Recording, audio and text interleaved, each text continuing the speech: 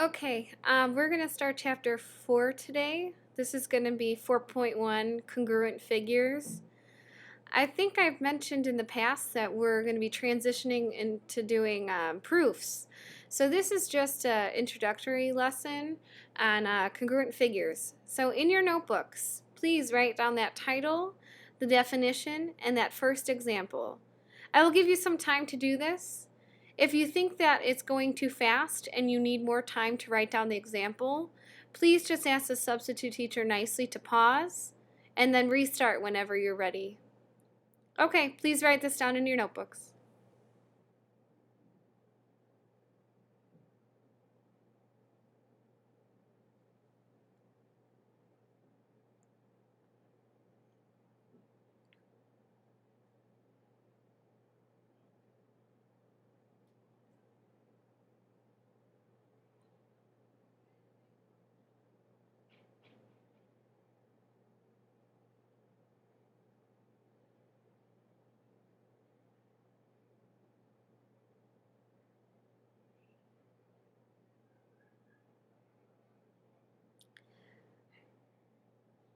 Okay, so congruent figures, it has that definition there.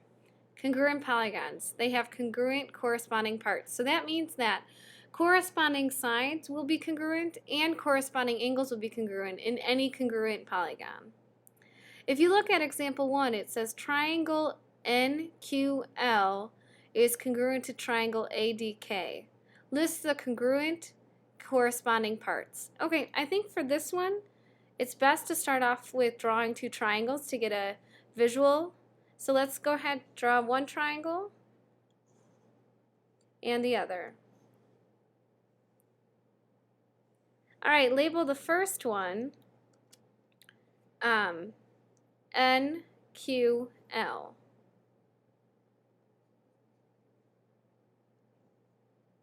The second one, go ahead, ADK.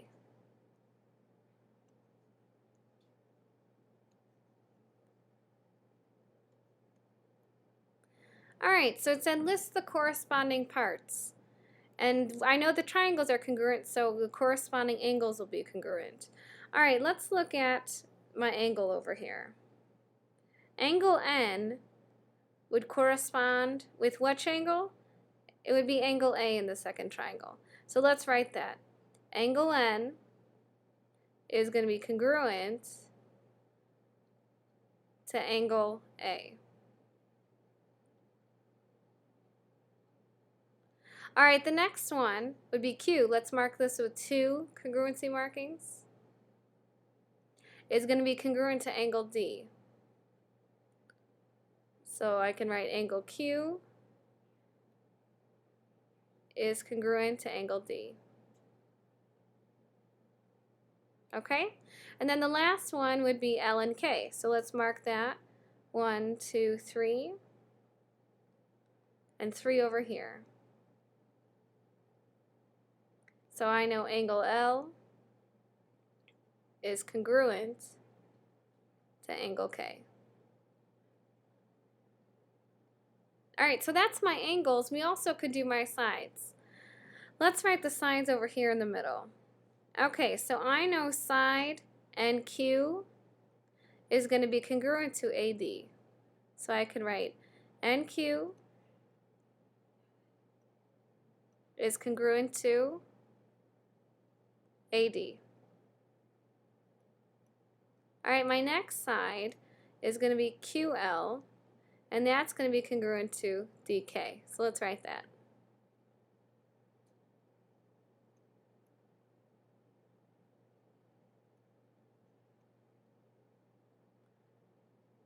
Sorry, that's a DK. Hopefully we all can see that.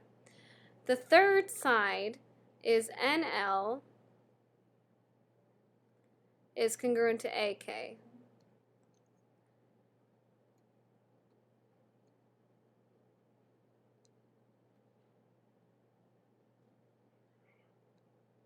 Okay, so now I have listed all the corresponding congruent parts.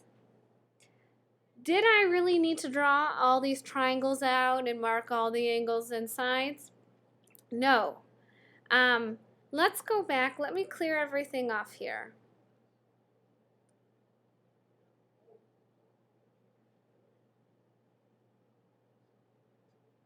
All right, and let me get rid of these triangles. Do you see this statement? Triangle NQL is congruent to triangle ADK. That's my congruency statement. That's really important because if you look, it tells me the order of which angles are going to correspond with which angles. Do you see how N is in the first position here? So that's why it's congruent to A. L is congruent to K, right? Because they're both in the last position. I can do the same for sides. Do you see how I would say NQ? Those are my first two letters. So that side NQ is going to be congruent to AD. I want you to ask yourself, DK, look at the positioning. What would that be congruent to? Well, DK is right here, right? So what would you say? Hopefully everyone's saying QL. So can you draw a picture? Yes. Is it necessary? No, not necessarily. You need to just look at that congruency statement because that's very important, and that will tell you which angles and which sides are congruent. All right, on to example 2.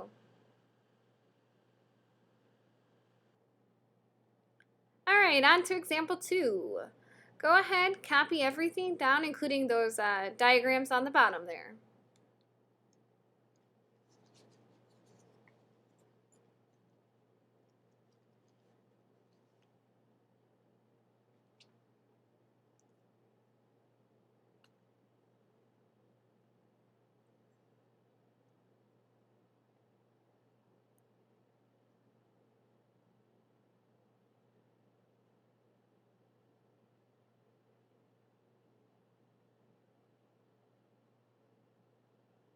Okay, it says example 2, given the diagram, find the angle or side.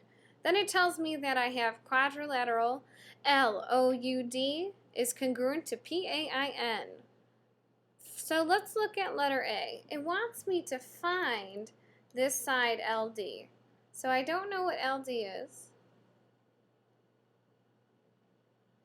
but I know this congruency statement.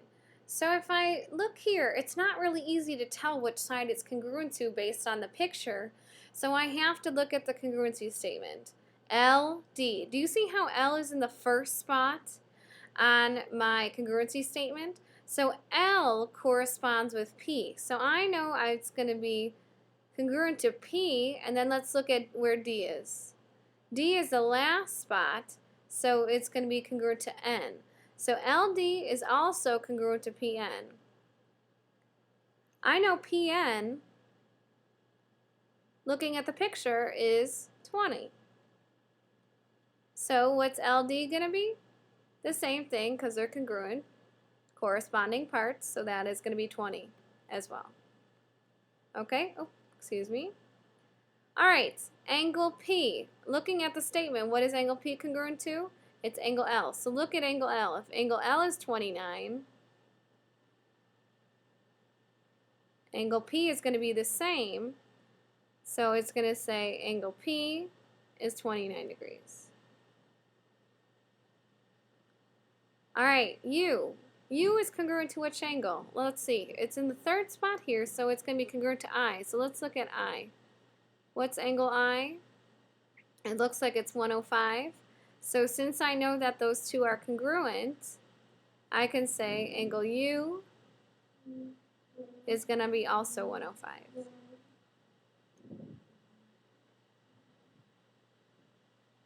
All right, NI. Okay, NI. NI corresponds with, it looks like, given the letters, I'm going to put it in order of D and then U. All right, DU, let me draw some lines above here. DU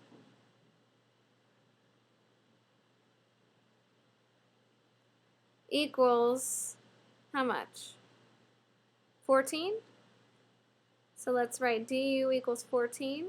And NI is congruent to that, so we're going to say NI also equals 14. Okay? How did I know that? Because these were the corresponding congruent parts. Those are congruency symbols. They're kind of smushed there. Okay? All right, on to example 3.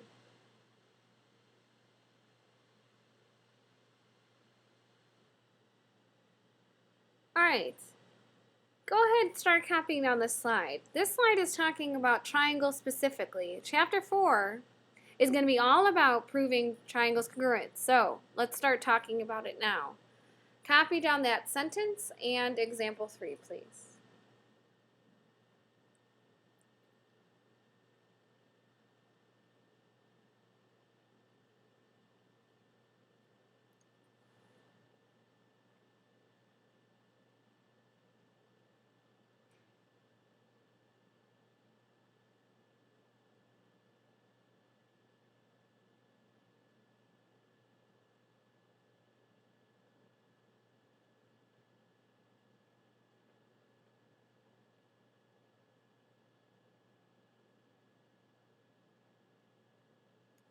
Okay.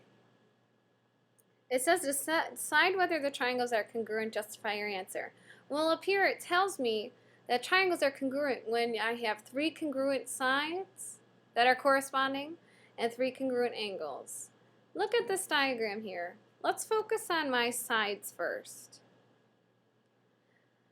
The most obvious one that's congruent is the one with my 1 marking, right? So let's start off with that. I know that AC is going to be congruent to EC. Why did I have to start with E? Well, do you see how E and A correspond with one another? So I have to go in order. So if I start with AC, A and E correspond, so I have to go is congruent to EC. All right, well, now that we have the ordering, what's my justification? It said justify your answer. Well, isn't that just given based on diagram? So let's write that, given based on diagram.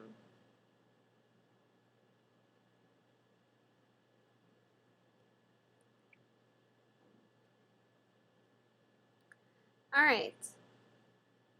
Now I have AB here. That's 3. And ED is 3. Okay, so I know those are going to be congruent, so let's mark that. Why do I know those are congruent? If I said AB, then that means I have to start with, if I started with A, that means I got to start with E. How did I know that? Well, if our measures are equal, doesn't that tell me that's congruent? So I can say equal implies congruent. Okay, same thing's going to happen for this last one. BC corresponds with, if I start with B, C, what would that mean? Is congruent to, if I started with B, I have to start with D, C. And the reason's going to be the same. Equal implies congruent. Okay, take a look at the sides. I'll give you a little bit time to catch up. We still have to do the angles. I need to clear everything out here though because I need more space. So let me go ahead and erase this and let's focus on the angles. Alright, angle. Well, let's go with the easiest one, shall we? Angle A is congruent to angle E given. It's given based on the diagram, but let's just write given. Okay. What other angles would I know are congruent? Well, what do I know about angle B and angle D? All right, let's think about this. Angle B and angle D are right angles, right? Let's write that first. Let's write down our thoughts.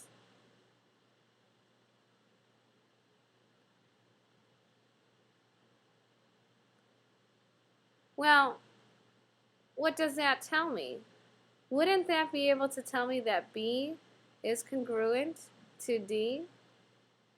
Because all right angles congruent. All right? So here's my first set that are congruent, and here's my second set that are congruent. Oops. Hopefully we can read what that says. That says angle B is congruent to angle D, all right angles congruent.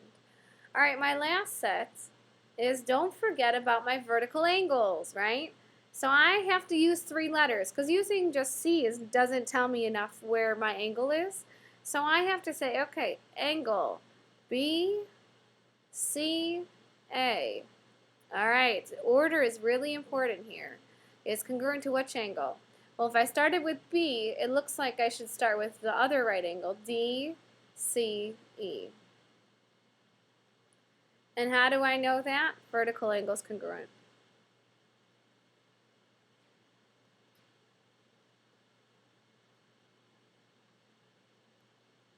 Alright, so now I have shown all 3 sides and all 3 angles are congruent and the reasons why.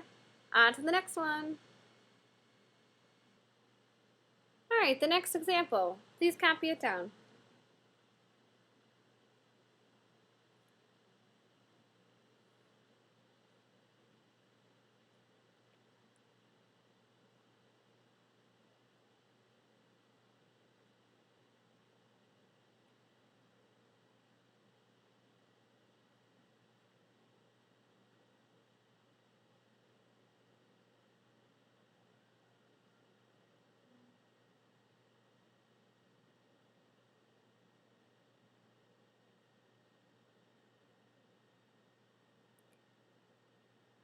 Alright, hopefully we're drawing our picture. I'll give you a couple more seconds.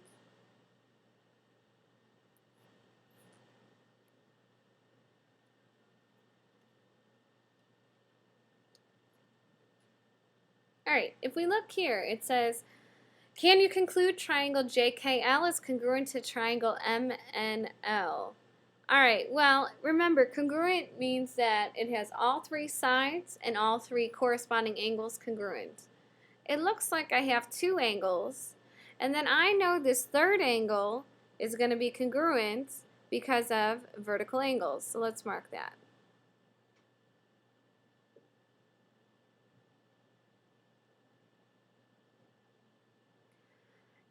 Is there enough information to tell me that all 3 sides are congruent? No. So would these triangles be congruent? I would say no, because JK is not congruent. Okay, if I started with JK, I would have to say MN. You can always look at that congruency statement to help you out. So no, because I don't have all 3 sides congruent. Okay.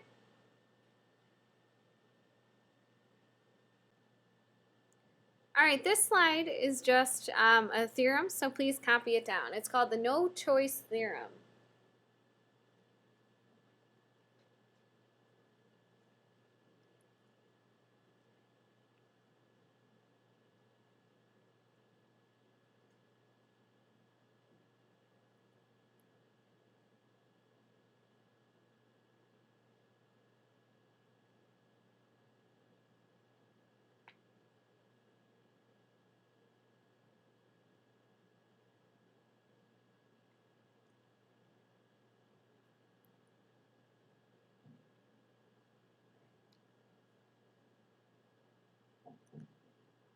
Alright, no-choice theorem. It says if 2 angles of one triangle are congruent to 2 angles of another, then the third angles are congruent. It has no choice but to be congruent. That's why it's called the no-choice theorem. So in this picture, do you see how it says angle A is congruent to angle D and B is congruent to E? So in this picture, angle C has to be congruent to angle F because of that no-choice theorem.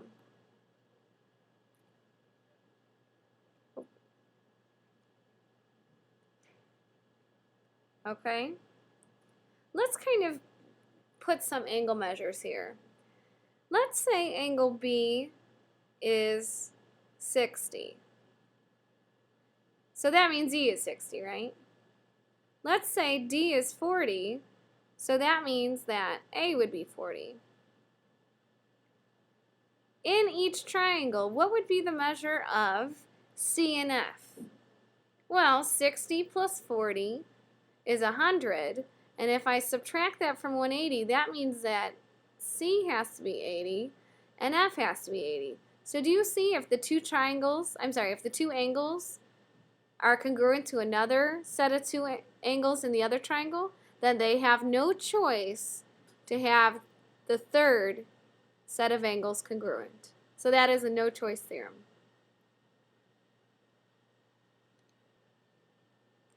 All right, example 5. Use the information in the diagram. Give a reason why each statement is true. Okay, go ahead, copy this down, please.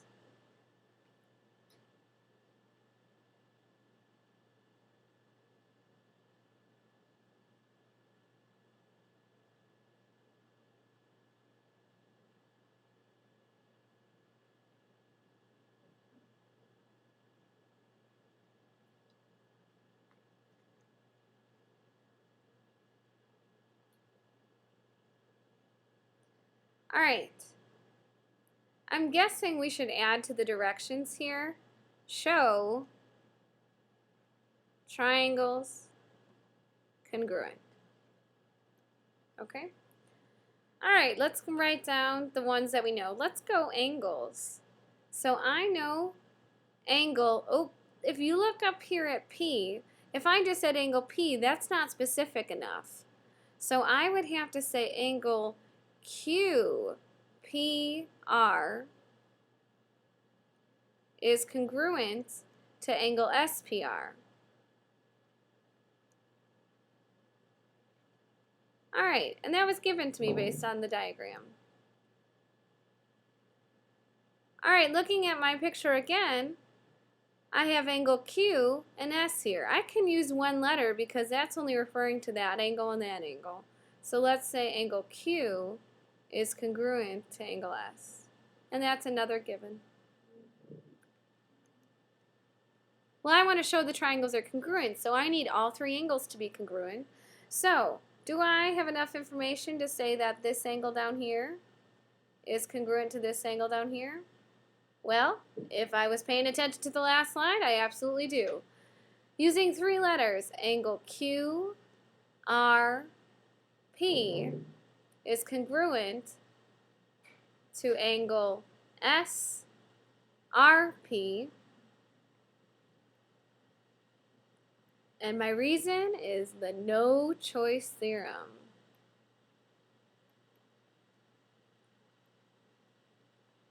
Okay? All right, that's easy. Those are all my three angles.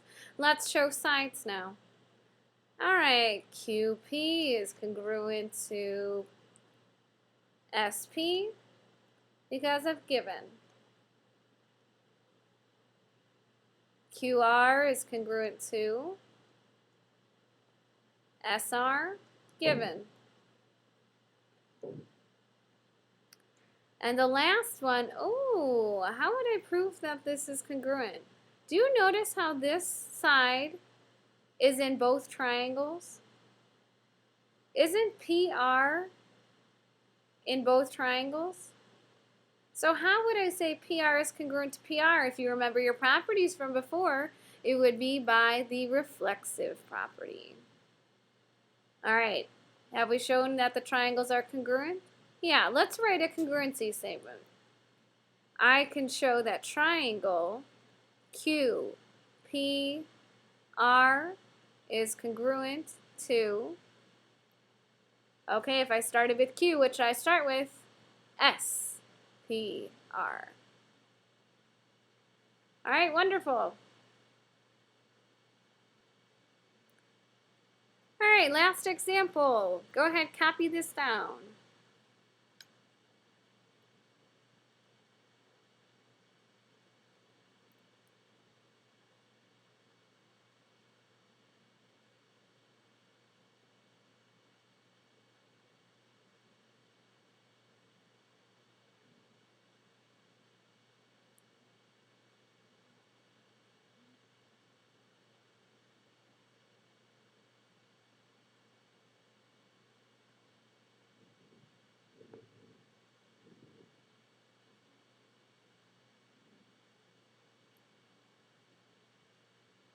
Okay, show how you can conclude triangle CNG is congruent to DNG. Well, if I look here, all right, list statements and reasons. My first statement would be, let's go sides. We haven't started with the sides in a while. So I know that CN is congruent to, all right, if I started with C, it should be DN. And the reason is given. The next one, let's go easy, is CG is congruent to DG, given. And then, okay, I have my side in both triangles, so I can say GN is congruent to GN by the reflexive property.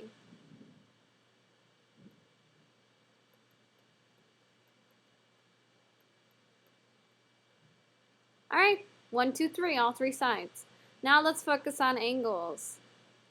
Angle C is congruent to angle D because of given.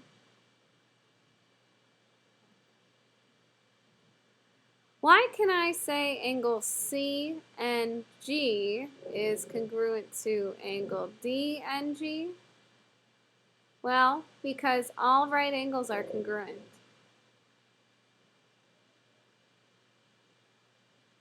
Alright, so I have two angles in one triangle congruent to two angles in another triangle. So is that enough to figure out that last angle? Do I have enough to say that these angles are congruent? Well, yeah. I'm going to say angle CGN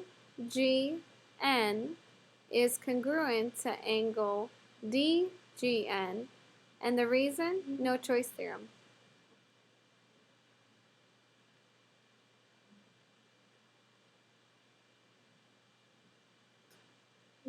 Okay, that is all your notes for 4.1. I will be checking on them tomorrow. Hopefully you have a great day. Bye.